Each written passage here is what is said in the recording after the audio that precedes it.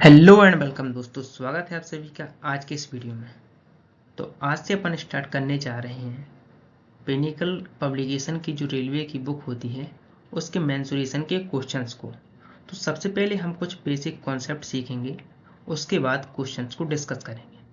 तो चलिए शुरू करते हैं। तो सबसे पहले हमने वो फॉर्मूले लिखे हुए हैं जिनकी हमें आगे क्वेश्चंस में ज़रूरत पड़ने वाली है।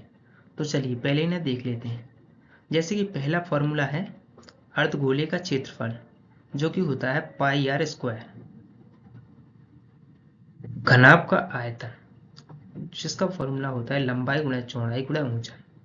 और बेलन का आयतन, जिसका जो सूत्र होता है वो होता है पाई आर स्क्वायर एच। और आयत का क्षेत्रफल, जो कि होता है लंबाई गुणा चौड़ाई। समकोण त्रिभुज का क्षेत्रफल 1/2 आधार गुणा ऊंचाई। एंड इसी तरीके से हमने लिखा है कि घन का आयतन ए क्यू होता है और घनाभ का पृष्ठीय क्षेत्रफल 2h l+b होता है और गोले का आयतन 4/3 पाई आर क्यू होता है। हमने सबसे पहले इन फॉर्मूले को इसलिए डिस्कस किया है ताकि हमें क्वेश्चन को सॉल्व करने में कोई दिक्कत ना आए। ठीक है, तो चलिए सीधा सीधा अपन क्वेश्चन देखते हैं कि पहला क्वेश्चन क्या है। तो सबसे पहला क्वेश्चन हमें दिया गया है वो है एक ठोस अर्धगोले का संपूर्ण पृष्ठीय क्षेत्रफल 155 सेंटीमीटर स्क्वायर है। इसकी त्रिज्या सेंटीमीटर में ज्ञात कीजिए और पाई बराबर हमें क्या लेना है 22/7 लीजिए। और एक क्वेश्चन है एनटीपीसी सीबीटी 2 13 अक्टूबर 2025 का एक क्वेश्चन है। तो चलिए देखते हैं। तो सबसे पहले हमने बात की थी अर्धगोले के सूत्र की, जो कि क्या था, जो था 3 पाई आर स्क्वायर।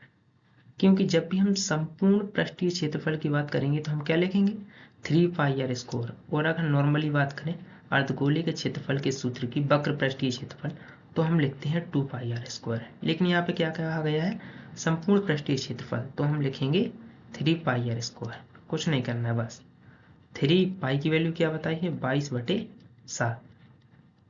एंड जो आर की वैल्यू है वो अपने को फाइंड करनी है, बराबर में है 155।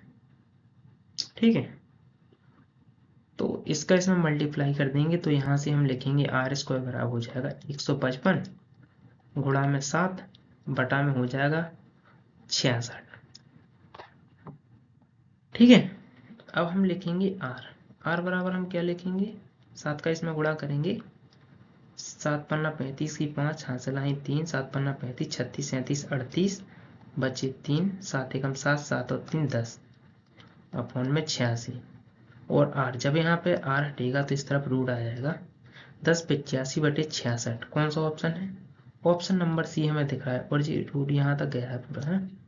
ठीक है, तो 10/85/66 हमारा ऑप्शन नंबर सी सही हो जाएगा।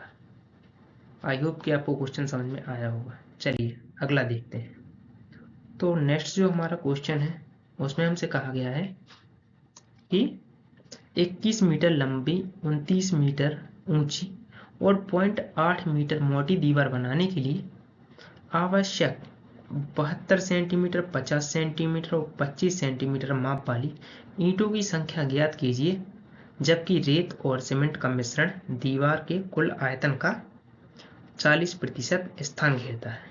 ठीक है, तो चलिए इसको देखते हैं। तो इस क्वेश्चन को अपने को सॉल्व करने से पहले सबसे पहले क्या चीज़ समझना जरूरी है, ये चीज़ समझना जरूरी है कि यहाँ पे जो माप दी है वो सेंटीमीटर में और यहाँ पे दी है वो है मीटर में। तो मीटर को अपन सेंटीमीटर में कन्वर्ट करेंगे। तो मीटर को जब अपन सेंटीमीटर में कन्वर्ट करेंगे तो हमें उसमें 100 से गुणा करना पड़ेगा, यानी कि 8100 सेंटीमीटर हो जाएगा। इसी तरह से 29 में 100 से गुणा करेंगे तो हो जाएगा 2900 सेंटीमीटर। एंड इसी तरह से 0.8 में जब हम 100 से गुणा करेंगे तो वो निकल के आएगा 80। ठीक है, और दूसरी चीज़ क्या है, दूसरी चीज़ है कि जो ईंट होती है या फिर जो हम दीवार कहें, दीवार और ईंट दोनों ही होती हैं घनाभ के आकार की। और घनाभ का आयतन का जो सूत्र हमने पहले ही डिस्कस किया था, इसीलिए बताया था कि जो पहले सूत्र बताए थे उन सभी को कॉपी में नोट कर लेना। वो होता है L into B into H, यानी कि L है लंबाई, B है चौड़ाई और H है ऊंचाई। तो हम लिखेंगे यहाँ पर 81 डबल 0 29 डबल 0 80। और एक और इम्पोर्टेंट चीज यहाँ पे लिखता हूँ, हमसे कहा गया है, क्या चीज कही गई है कि रेत और सीमेंट से 40% स्थान घेर लिया जाता है, और जो 40% की फ्रैक्शन वैल्यू होती है वो होती है 2/5। यानी कि अगर जो कुल दीवार है उसकी लंबाई 5 यूनिट है तो 2 यूनिट तो रेत और सीमेंट से बन जाएगी, बचेगी कितनी 3 यूनिट। तो जो हम ईंट का यूज करेंगे वो 3 यूनिट के लिए करेंगे, यानी कि 3/5 बराबर में हम क्या लिखेंगे, ईंट की आयतन, यानी कि 72 गुणा 50 गुणा 25 गुणा में n, जो कि है ईंटों की संख्या। अब यहाँ सीधा सीधा काट देते हैं, 8 दम 80, 8 नम 72, 9 से काटेंगे 9 नम 81, 10 से काटेंगे J0 कट जाएगा, एंड 5 से इसे काटेंगे तो कितना आ जाएगा, 5 एकम 5, 5 अट्ठे 40, 0 का 0, एंड फिर इसे 25, 25 से हम काटेंगे इसको, 25 25 एकम 25, बच्चे 4, 25 एकम 25, 25 छक्का 150। अब 5 इधर जाएगा, 5 से एक्चुअल में इसे काटेंगे तो कितना हो जाएगा, 5 या 15, 5 6 31, यानी कि 36 गुणा 116 गुणा 3 बराबर में कितना, बराबर में रहेगा n। जब हम इसका इसमें गुणा करेंगे तो 3 18, 8 48, तो यूनिट डिजिट देखना आप, 3 6 और 6, 6 गुणा 6 गुणा 3, 3 18 18, और 8 का जब 6 में गुणा करेंगे तो 8 48, यानी कि हमारा जो यूनिट डिजिट का मतलब होता है इकाई का अंक, इकाई का अंक 8 आना चाहिए, जो कि हमें सिर्फ एक ही ऑप्शन में दिख रहा है, ऑप्शन नंबर सी में। तो हमारा ऑप्शन नंबर सी सही हो जाएगा। ठीक है, चलिए अब अगला क्वेश्चन देखते हैं। तो अगला क्वेश्चन है क्वेश्चन नंबर 3।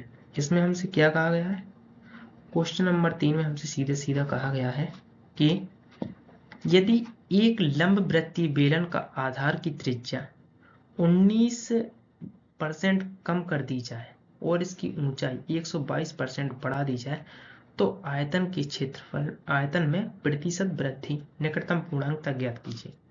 और तो सबसे पहले इसमें देखना है कि 19%, 122%, ये कुछ ऐसी वैल्यूज हैं जिनको अगर हम गुणा करेंगे, कैलकुलेशन करेंगे तो बहुत लेंथी जाएगी, इसलिए हम इसके लिए एक तरीका लेते हैं, हम 19% को अप्रॉक्सीमेट करके 20% मान लेते हैं।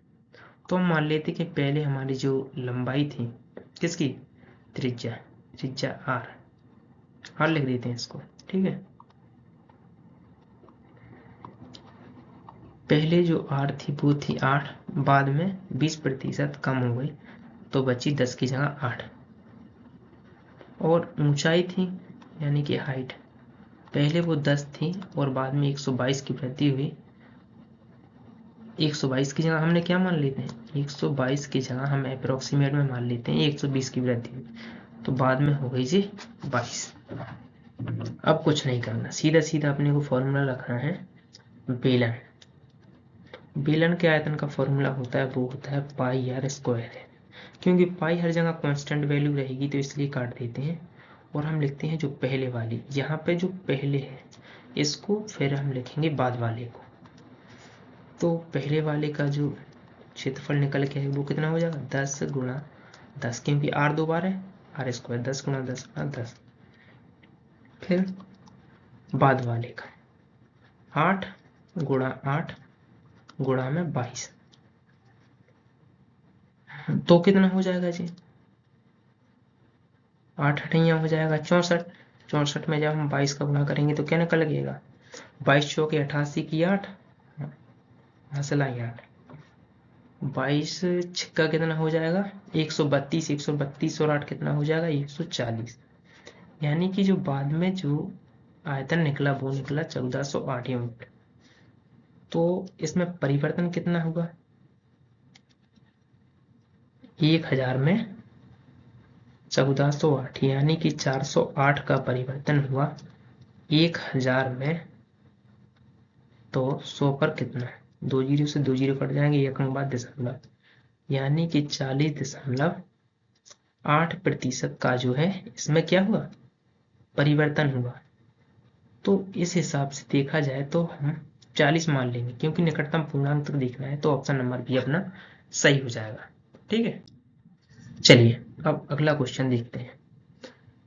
किसी समद्विबाहु त्रिभुज का परिमाप 184 सेंटीमीटर है।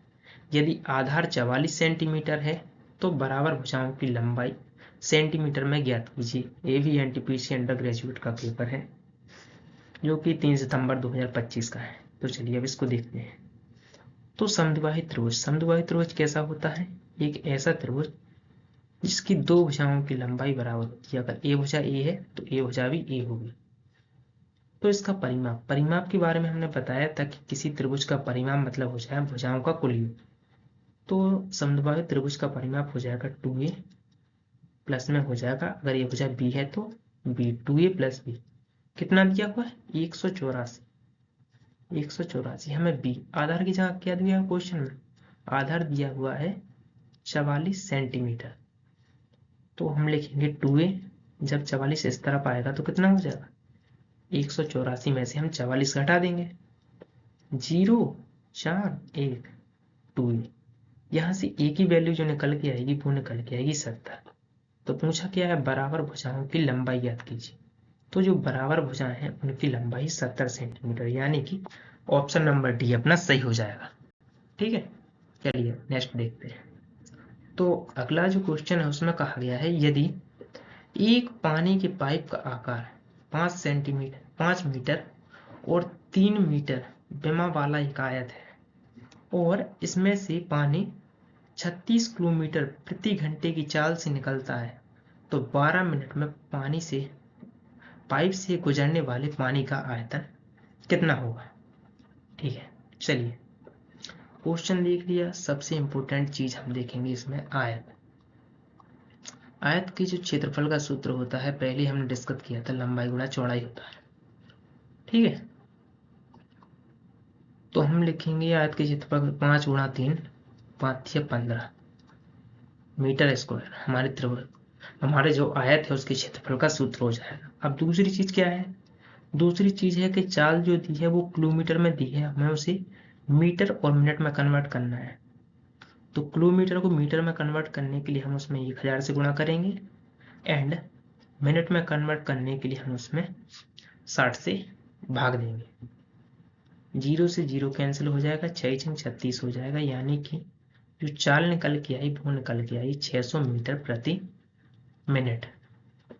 अब क्या करेंगे, अब अपन करेंगे कि यदि 600 मीटर प्रति मिनट की चाल से 12 मिनट तक पानी पाइप में से जाएगा तो कितनी दूरी तय कर लेगा।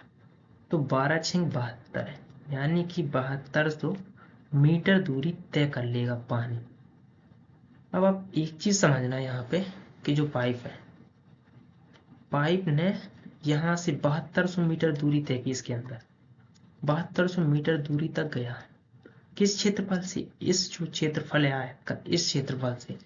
तो यही जो आयत का क्षेत्रफल हो जाएगा, आयत का क्षेत्रफल और गुणा इतने इस पाइप ने जितनी दूरी तय की वो मिला करके क्या निकलेगा, वही निकल जाएगा इसका आयतन। यानी कि 7200 मीटर की पाइप ने दूरी तय की और किस क्षेत्रफल से निकला, यानी कि इसका जो अनुप्रस्थ क्षेत्रफल है वो कितना है 15 है। तो यही इसका आयतन हो जाएगा, यानी कि जो 15 दूनी 30 की 0 हासिल कितनी आ जाएंगी 3, 15 सत्ती 105, 105 और 3 हो जाएगा 108 सेंटीमीटर, सेंटीमीटर नहीं क्या था मीटर क्यूब, मीटर क्यूब। यानी कि ऑप्शन नंबर बी अपना है जो वो सही हो जाएगा। ठीक है, चलिए अगला क्वेश्चन देखते हैं। तो नेक्स्ट जो हमारा क्वेश्चन है, क्वेश्चन नंबर 6, किसी समकोण त्रिभुज की भुजाएं क्रमशः x centimetre, x plus 2 centimetre और x प्लस 4 सेंटीमीटर है। यदि त्रिभुज का क्षेत्रफल 24 सेंटीमीटर स्क्वायर है तो उसका परिमाप सेंटीमीटर स्क्वायर में ज्ञात कीजिए। ये भी अंडर ग्रेजुएशन का क्वेश्चन है, ठीक है। तो चलो इसको देखते हैं। तो सीधी सी बात है, समकोण त्रिभुज के क्षेत्रफल का जो समकोण त्रिभुज, कौन सा त्रिभुज होता है? वो त्रिभुज होता है जिसका एक कोण 90 डिग्री का होता है, वो होता है समकोण त्रिभुज। इसका सूत्र होता है 1/2 गुणा में आधार और ऊंचाई, ठीक है। आप देखना, इसका जो कर्ण होता है वो सबसे लंबी भुजा होती है। अगर हम x प्लस 2 और x प्लस 4 में देखें तो x प्लस जो 4 है, यहाँ पे ध्यान देना, x प्लस जो 4 है यही इसकी सबसे लंबी भुजा होगी। और इनमें से हम कोई भी आधार मान सकते हैं और कोई भी लंब मान सकते हैं। तो अपन ने लिया 1/2, एक x को माना आधार एंड x प्लस 2, और कितना दिया हुआ है? त्रिभुज का क्षेत्रफल कितना दिया हुआ है? 24 दिया हुआ है। जब 2 का मल्टीप्लाई करेंगे तो x इंटू एक्स प्लस 2 बराबर हो जाएगा 48, ठीक है। अब x की ऐसी क्या वैल्यू रखें कि यहाँ पर 48 आ जाए? तो अगर हम x की जगह पे 6 रख दें, 6 रख दें, यानी कि x बराबर अगर हमने 6 रख दिया तो 6 गुणा 6 प्लस 2 कितना हो जाएगा? 8, 8 6 48। तो हमारी x बराबर 6 रखने पर ये वैल्यू सेटिस्फाइड हो रही है। तो पूछा क्या गया था? त्रिभुज का परिमाप बताइए। तो हमारी त्रिभुज की जो भुजाएं हो जाएंगी वो कौन कौन सी हो जाएंगी? एक तो थी x बराबर एक हो जाएगी 6, x प्लस 2 यानी कि 6 2 8, x प्लस 4 यानी कि 6 4 10, 10 और 6 16 4 20 4 24, यानी कि जो अपना त्रिभुज का परिमाप हो जाएगा वो हो जाएगा 24। ऑप्शन नंबर बी अपना सही हो जाएगा, ठीक है। अगर आप इसको जो यहाँ पे जो वैल्यू है अगर आप ऐसे सॉल्व नहीं करना चाहते तो आप बायनोमियल थ्योरम वो बहुपद बनाकर भी उसे सॉल्व कर सकते थे, लेकिन वो थोड़ा लेंथी हो जाता, इसलिए अपने ऐसे किया, ठीक है। क्वेश्चन को जितना भी हो सके शॉर्ट करने की कोशिश किया करो दोस्तों। 5 ठोस घन जिसमें से प्रत्येक का आयतन 3375 सेंटीमीटर स्क्वायर है, उनके सिरों को जोड़कर एक घनाभ बनाया जाता है। घनाभ का पार्श्व पृष्ठीय क्षेत्रफल सेंटीमीटर स्क्वायर में कितना होगा? चलिए देखते हैं। तो सीधा घन, तो घन का आयतन का जो सूत्र होता है, घन का आयतन, घन का आयतन का जो सूत्र होता है वो होता है EQ। यहाँ पे EQ बराबर कितना है? अब अगर आप गुणनखंड करके इसे ज्ञात करना चाहें 33 75 का अगर आप गुणनखंड करके ऐसे 5 से भाग देंगे तो 5 6 30, 5 7 35, पचम पचम 25, पचम 25 और ऐसे ही आगे सॉल्व करेंगे तो आपको मिलेगा कि ए जो 375 है 15 का क्यू है, 15 का क्यू है। तो हम लिखेंगे ए बराबर 15, ठीक है। अब ए बराबर हमने 15 लिख दिया और कितने हैं? 5 ठोस हैं, यानी कि 15 गुणा 5, 15 5 75। तो जो 75 सेंटीमीटर निकला है वो क्या निकली? वो निकली है घनाभ की लंबाई।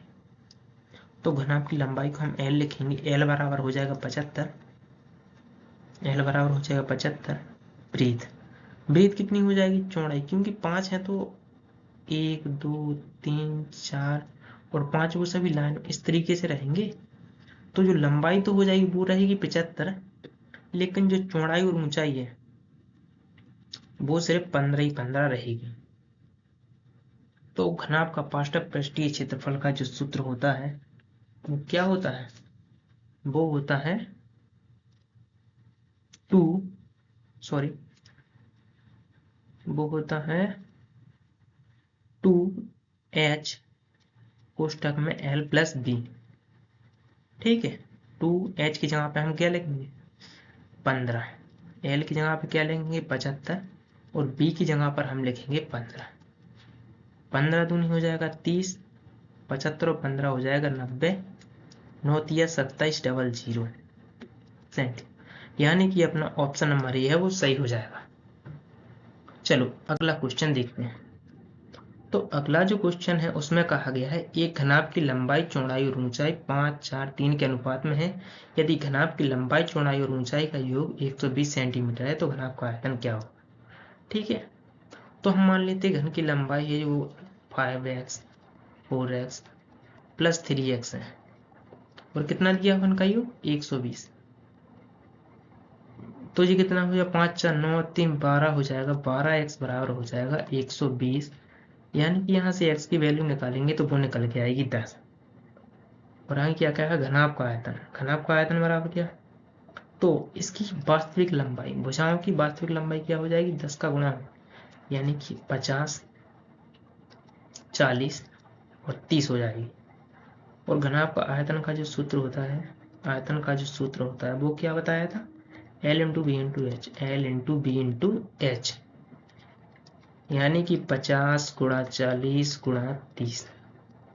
तो सीधे सीधे 1 0 2 0 3 0, 5 चौका 20 20 5 नहीं 5 चौके 20, 2 तिया 6, यानी कि 60 centimetre cube. Option number D अपना जो है सही हो जाएगा। ठीक है, अगला क्वेश्चन देखते हैं। तो अपना जो नेक्स्ट क्वेश्चन है उसमें क्या कहा गया है, एक खोखला गोलाकार खोल 7 ग्राम सेंटीमीटर क्यूब घनत्व वाली धातु से बना है। इसकी आंतरिक और बाह्य त्रिज्याएं क्रमशः 1 सेंटीमीटर और 2 सेंटीमीटर है। खोल का भार ग्राम में कितना होगा, उत्तर निकटतम पूर्णांक तक ज्ञात कीजिए। तो चलो इसको समझ लेते हैं। तो इसमें एक्चुअल में इस तरीके से बात की है कि जी हमारे पास एक खोखला बर्तन है, इसकी कुछ मोटाई है, इसकी कुछ मोटाई है। तो यहाँ से यहाँ बाहर तक की संपूर्ण त्रिज्या है 2 और इसकी जो आंतरिक त्रिज्या है यहाँ वाली वो है 1। तो चलो सबसे पहले हम खोखले गोले का सूत्र, खोखले गोले के क्या दिया हुआ हमें, घनत्व दिया हुआ है और अपने को तो फिर ये निकलेगा आयतन से।